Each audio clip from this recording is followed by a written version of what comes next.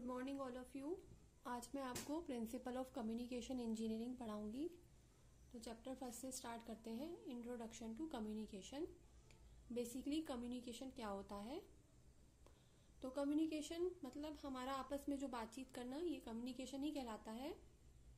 या फिर एक किसी भी इंफॉर्मेशन को हमें एक जगह से दूसरी जगह पे ट्रांसफर करना हो तो वो हमारा कम्युनिकेशन कहलाता है। हम एक जगह से दूसरी जगह पे जो इन्फॉर्मेशन को ट्रांसमिट करते हैं तो वो हमारा पूरा प्रोसेस कम्युनिकेशन सिस्टम कहलाता है। तो हम जब हमें कोई इन्फॉर्मेशन या कोई मैसेज सिग्नल, कोई मैसेज है जो हमें एक जगह से दूसरी जगह पे हमें कोई मैसेज सिग्नल भेजना है, कोई मैसेज या इन्फॉर्मेशन भेजनी है, तो वो हमारा कम्युनिकेशन कहलाता है। तो हम देखते हैं कैसे भेजते हैं। जैसे कि सोर्स है, सबसे पहले हमारा हो गया सोर्स। सोर्स मतलब जहां से इंफॉर्मेशन जनरेट हुई है, जहां पे इंफॉर्मेशन का जनरेशन हुआ है वहां से। उसके बाद आता है ट्रांसमीटर। ट्रांसमीटर क्या करता है? ये जो इंफॉर्मेशन जनरेट करी है जिसको हमें भेजना है, डेस्टिनेशन पर भेजना है। मान लो यहाँ पे एक डेस्टिनेशन है, ठीक है, एक मैसेज सिग्नल हमें यहाँ से सोर्स से डेस्टिनेशन तक भेजना है, तो वो हम पहले किसके थ्रू भेजेंगे? ट्रांसमीटर। यह हमारा जो ओरिजिनल सिग्नल होगा उसको, उसकी एनकोडिंग कर लेगा, उसको दूसरे सिग्नल में बदल लेगा, एनकोडिंग कर देगा, ठीक है। फिर यहाँ पे हमारा आ जाएगा चैनल। चैनल जिसके थ्रू हमें इंफॉर्मेशन भेजनी है। फिर हमारा आ जाएगा रिसीवर और फिर हमारा आ जाएगा डेस्टिनेशन।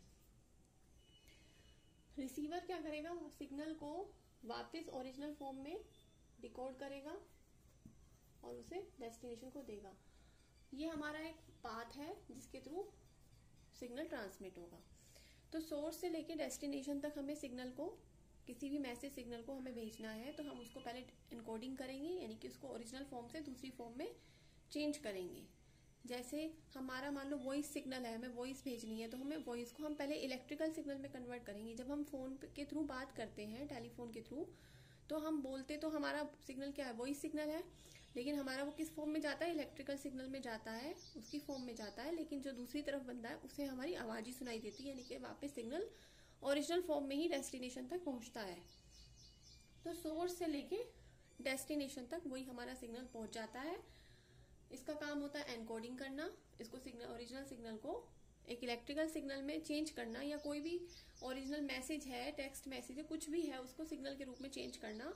चैनल हमारा एक पाथ है जिसके थ्रू जाएगा रिसीवर, वापस जो हमारा कन्वर्टेड सिग्नल है उसको वापस ओरिजिनल सिग्नल में कन्वर्ट करेगा। पाथ जो है इस पे डिपेंड करता है, जैसे कि चैनल अगर हम ऑप्टिकल फाइबर केबल के थ्रू भेज रहे हैं तो वो हमारा ऑप्टिकल फाइबर कम्युनिकेशन OFC कहलाता है। अगर हम सैटेलाइट के थ्रू सिग्नल भेज रहे हैं, जैसे हम यहाँ से भेजते हैं, यहाँ सैटेलाइट है और उसके थ्रू सिग्नल जाते हैं, तो ये हमारा सैटेलाइट कम्युनिकेशन कहलाता है। तो यहाँ सैटेलाइट कम्युनिकेशन हो जाएगा। इसी तरह से जो चैनल जो भी होगा हमारा, जो भी हम चैनल यूज करेंगे उसी आधार पे वो कम्युनिकेशन वही कहलाएगा। जैसे हमने सैटेलाइट के थ्रू करा तो हमारा सैटेलाइट कम्युनिकेशन, अगर हम ऑप्टिकल फाइबर केबल के थ्रू करते हैं तो हमारा ऑप्टिकल फाइबर कम्युनिकेशन। तो हम यहाँ पे बेसिक कम्युनिकेशन पढ़ रहे हैं, प्रिंसिपल ऑफ कम्युनिकेशन। तो ये हमारा कम्युनिकेशन सिस्टम हो गया। अब दूसरी चीज आती है हमारा बेस बैंड सिग्नल। क्या होता है बेस बैंड सिग्नल? जैसे जो हमारा सिग्नल होता है, जो हम जनरली हम ट्रांसमिट करते हैं, उसको हम बेस बैंड सिग्नल कहते हैं। बेस बैंड मतलब जिसकी एक फ्रीक्वेंसी लिमिटेड सिग्नल होता है, फ्रीक्वेंसी लिमिटेड सिग्नल। जैसे कि हमारा ऑडियो सिग्नल है, ऑडियो सिग्नल उनकी फ्रीक्वेंसी रेंज होती है 20 हर्ट्ज से 20 किलो हर्ट्ज, ठीक है। तो एक फ्रीक्वेंसी लिमिट हो गई इसकी। ऑडियो सिग्नल जो हम बोलते हैं, ऑडियो सिग्नल जो भी हम सुन सकते हैं, तो 20 किलो हर्ट्ज से 20 हर्ट्ज से 20 किलो हर्ट्ज तक होती है। तो बेस बैंड सिग्नल क्या होता है? फ्रीक्वेंसी लिमिटेड सिग्नल होता है, ठीक है, जिसकी फ्रीक्वेंसी रेंज एक लिमिटेड होती है। जैसे कि कोई ऑडियो सिग्नल है, उसकी फ्रीक्वेंसी रेंज है 20 हर्ट्ज से 20 किलो हर्ट्ज तक। तो ये हमारा बेस बैंड सिग्नल कहलाता है, यानी कि कोई भी हमारा इन्फॉर्मेशन सिग्नल जो हम ट्रांसमिट कर रहे हैं वो बेस बैंड सिग्नल कहलाता है। उसके बाद आता है हमारा बैंडविड्थ, हम किसी भी सिग्नल की बैंडविड्थ कैसे निकालते हैं? ठीक है, मान लो कोई सिग्नल है जिसकी फ्रीक्वेंसी जो है 300 हर्ट्ज से 3400 हर्ट्ज तक है, तो ये लो लिमिट हो गई फ्रीक्वेंसी की, ये हाई लिमिट हो गई। तो बैंडविड्थ क्या होता है? Bandwidth is the difference between the high frequency and low frequency. तो बैंडविड्थ हमारा क्या कहलाता है? It is the difference between the upper and lower frequency limit of the signal. तो जैसे यहाँ पे 3400 माइनस 300 यानी कि 3100 हर्ट्ज उसकी बैंडविड्थ हो गई। तो किसी भी सिग्नल की बैंडविड्थ अगर हमें निकालनी हो तो वो क्या कहलाएगा? फ्रीक्वेंसी की अपर एंड लोअर फ्रीक्वेंसी लिमिट का डिफरेंस बैंडविड्थ कहलाता है। अब नेक्स्ट है कैरियर सिग्नल। कैरियर सिग्नल क्या होता है? ठीक है, अभी हमने पढ़ लिया इससे पहले बेस बैंड सिग्नल, अब हम पढ़ रहे हैं कैरियर सिग्नल। कैरियर सिग्नल क्या होता है? एक हाई फ्रीक्वेंसी का सिग्नल होता है, एक हाई फ्रीक्वेंसी की साइन वेव, एक हाई फ्रीक्वेंसी की साइन वेव होती है। Carrier signal is a high frequency sine wave होता है। हाई फ्रीक्वेंसी का मतलब समझते हैं आप? जैसे कि कोई सिग्नल है, ये हाई फ्रीक्वेंसी सिग्नल है, अगर यही साइन वेव मैं इस तरह बनाऊं तो ये हमारा लो फ्रीक्वेंसी हो जाएगी, ये लो फ्रीक्वेंसी हो जाएगा, ये हाई फ्रीक्वेंसी सिग्नल है क्योंकि इसकी फ्रीक्वेंसी ज्यादा है इस सिग्नल से। इसमें एक फ्रीक्वेंसी आप समझते हो, आपने फिजिक्स में भी पढ़ा है, नंबर ऑफ साइकिल्स, कितने टाइम में कितनी ज्यादा साइकिल्स है, यहाँ पे साइकिल्स ज्यादा है, यहाँ पे कम है, तो ये हाई फ्रीक्वेंसी सिग्नल है। तो कैरियर सिग्नल क्या होता है? हाई फ्रीक्वेंसी की साइन वेव होती है जिसका काम होता है कैरी करना इंफॉर्मेशन सिग्नल को। ठीक है, अभी हमने इससे पहले पढ़ा था base band signal. Base band signal मैंने बताया था कि बैंड लिमिटेड सिग्नल होता है जिसकी फ्रीक्वेंसी रेंज लिमिटेड होती है। ठीक है, लिमिटेड फ्रीक्वेंसी रेंज। इसी बेस बैंड सिग्नल को हम लो फ्रीक्वेंसी सिग्नल भी कहते हैं, इंफॉर्मेशन सिग्नल भी कहते हैं,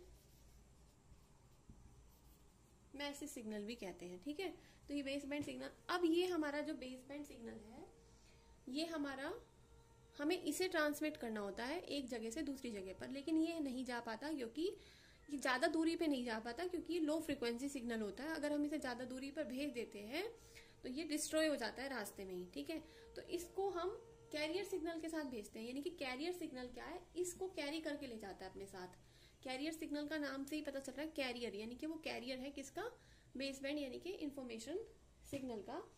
तो ये कैरी करता है इंफॉर्मेशन सिग्नल को। जैसे कि एक एग्जांपल बताती हूँ, जैसे कोई पेपर, हमें एक छत से दूसरी छत पर पेपर फेंकना है, तो वो पेपर हवा में उड़ जाएगा, नहीं जा पाएगा। लेकिन अगर हम उसमें पेपर में एक पत्थर बांध के फेंक देंगे तो वो हमारा चला जाएगा। तो यहाँ पे पत्थर क्या है? एक कैरियर सिग्नल, कैरियर है जो लेके जा रहा है। पेपर क्या है? हमारा लो फ्रीक्वेंसी सिग्नल है जिसे हम पहुंचाना चाह रहे थे, हमारा लो फ्रीक्वेंसी सिग्नल है। ये समझ लो कैरियर सिग्नल क्या हो गया? कैरी करता है इंफॉर्मेशन सिग्नल को। अब इसके बाद आता है modulation. What is modulation? Modulation क्या होता है? मॉड्यूलेशन एक ऐसा प्रोसेस है जिसमें हम कुछ कैरेक्टरिस्टिक्स को चेंज कर देते हैं कैरियर सिग्नल की इंफॉर्मेशन सिग्नल के अकॉर्डिंग। जैसे कि अभी मैंने आपको बताया था कि जो हमारा बेस बैंड सिग्नल होता है, ठीक है, कोई बेस बैंड सिग्नल है, ये हमारा लो फ्रीक्वेंसी सिग्नल है, इसको हमें एक जगह से दूसरी जगह पे पहुंचाना है, काफी डिस्टेंस पे हमें इस सिग्नल को यहाँ से यहाँ पहुंचाना है। लेकिन हम इस सिग्नल को यहाँ से यहाँ नहीं पहुंचा सकते, उसके बहुत सारे कारण हैं कि हम क्यों नहीं पहुंचा सकते, वो अभी आएगा, वो भी बताऊंगी। लेकिन बेसिकली तो आप ये समझ लो कि ये सिग्नल डिस्ट्रॉय हो जाता है, वो यहाँ से यहाँ तक पहुंचेगा ही नहीं क्योंकि वो लो फ्रीक्वेंसी सिग्नल है। तो हमें क्या करना पड़ेगा? इसको कैरियर फ्रीक्वेंसी के साथ यानी कि हाई फ्रीक्वेंसी सिग्नल के साथ भेजना पड़ेगा जो इसे कैरी करके ले जाए। हाई फ्रीक्वेंसी का सिग्नल क्या है? कैरियर सिग्नल है। तो कैरियर सिग्नल के साथ इसको हमें भेजना है, सुपरिम्पोज करना है। ठीक है, तो अब ये समझ लो जैसे कि हमें सब्जियां लेते हैं या सामान लेते हैं तो हमें थैला चाहिए होता है। थैला क्या कर रहा है? कैरी कर रहा है, कैरी बैग की तरह है। तो हम सब्जियां जितनी है उतना बड़ा ही थैला लेते हैं। अगर हमारे पास सब्जी जितनी है, थोड़ी है तो छोटा थैला लेंगे, ज़्यादा है तो ज़्यादा बड़ा थैला लेंगे, हम उसी अकॉर्डिंग लेंगे। तो ये कैरियर सिग्नल जो है वो उसी अकॉर्डिंग हमें चेंज करना पड़ेगा, मैसेज सिग्नल के अकॉर्डिंग। यानी कि हमारा जैसा सिग्नल है हमें उसी तरह से कैरियर सिग्नल को चेंज करना पड़ेगा, उसी के अकॉर्डिंग इसकी सारी कैरेक्टरिस्टिक चेंज करेंगे। जैसे कि कौन कौन सी कैरेक्टरिस्टिक होती है, जैसे एम्पलीट्यूड, फेज और फ्रीक्वेंसी। ठीक है, जब हम कैरियर सिग्नल का एम्पलीट्यूड बेस बैंड सिग्नल की अकॉर्डिंग चेंज करते हैं, क्योंकि हमें इसको भेजना है इसके साथ, जब हम कैरियर सिग्नल का एम्पलीट्यूड इसके अकॉर्डिंग चेंज करते हैं तो वो हमारा कहलाता है एम्पलीट्यूड मॉड्यूलेशन। जब हमें कैरियर सिग्नल का फेस बेस बैंड सिग्नल के अकॉर्डिंग चेंज करते हैं तो वो हमारा कहलाता है फेस मॉड्यूलेशन। जब हमें कैरियर सिग्नल की फ्रीक्वेंसी बेस बैंड सिग्नल के अकॉर्डिंग चेंज करते हैं तो हमारा कहलाता है फ्रीक्वेंसी मॉड्यूलेशन। तो ये कई तरह के मॉड्यूलेशन होता है, यानी कि बेसिकली मॉड्यूलेशन क्या है, modulation is defined as the process by which some characteristics of a carrier wave is varied in according with the modulating signal. यानी कि मॉड्यूलेशन एक ऐसा प्रोसेस है जिसमें हम कैरियर सिग्नल की प्रॉपर्टीज को, कैरेक्टरिस्टिक्स को चेंज करते हैं according to the base band signal. वो कैरेक्टरिस्टिक्स क्या हो सकती हैं, एम्पलीट्यूड हो सकता है, फेस हो सकता है, फ्रीक्वेंसी हो सकती है। ठीक है, तो ये एक ऐसा प्रोसेस है। उसके बाद आ जाता है हमारा डीमॉड्यूलेशन। डीमॉड्यूलेशन क्या होता है, it is the defined as the reverse process of modulation. ये रिवर्स प्रोसेस है of modulation, it is defined as the reverse process of modulation.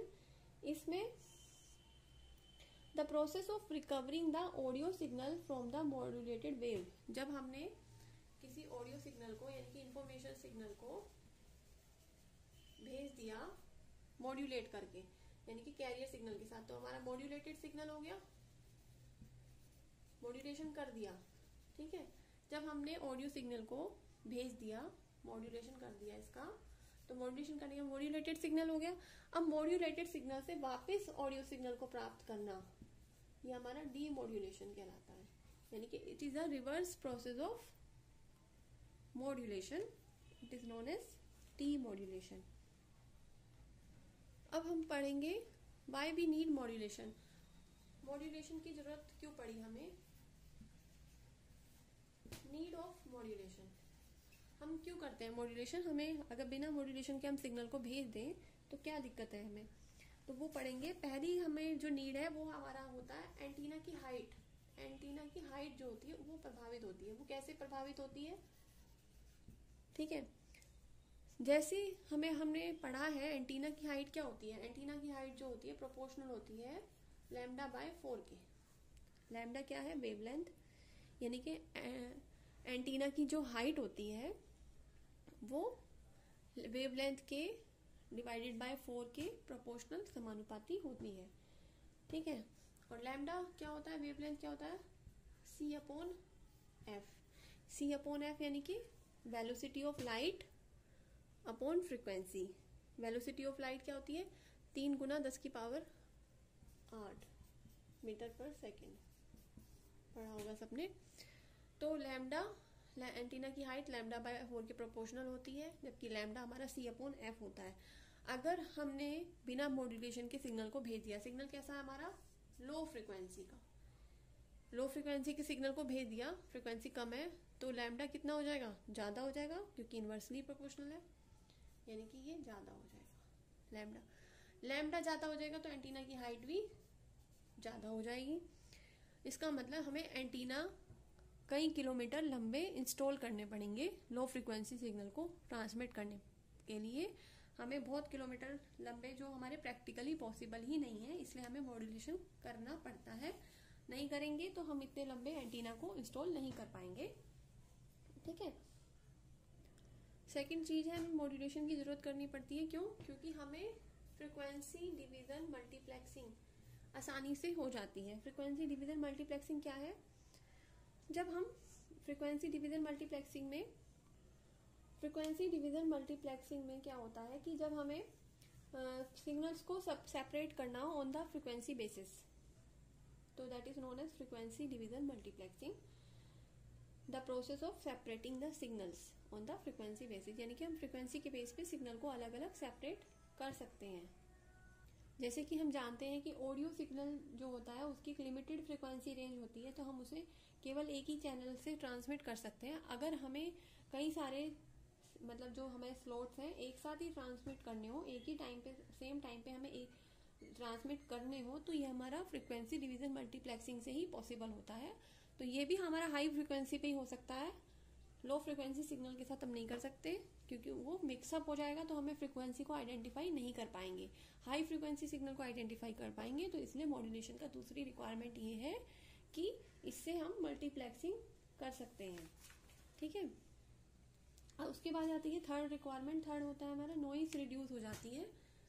High signal जो होते हैं, हाई फ्रिक्वेंसी सिग्नल, उनको नॉइस कम प्रभावित करती है, जबकि लो फ्रिक्वेंसी सिग्नल को नॉइस ज्यादा प्रभावित करती है। उसके अलावा हमारा फोर्थ आ जाता है कि हाई फ्रिक्वेंसी सिग्नल की जो बैंडविड्थ होती है वो भी ज्यादा होती है, तो हम ज्यादा बैंडविड्थ को यूज कर सकते हैं। इसलिए ये हमारे कई सारे कारण हैं जिनके कारण हमें मॉड्यूलेशन को हमें करना पड़ता है। तो ये चैप्टर फर्स्ट हो गया है। उसके बाद चैप्टर सेकंड कंटिन्यू होगा नेक्स्ट वीडियो में। Thank you.